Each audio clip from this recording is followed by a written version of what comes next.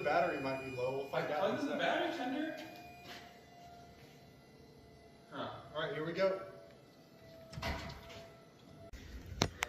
Why is part 2 delayed? Here we go. That's how much movement we get.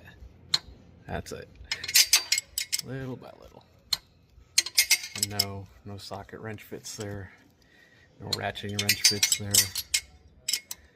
As you can see there's a big bulge on the runner, and that prevents from any good tool fitting there.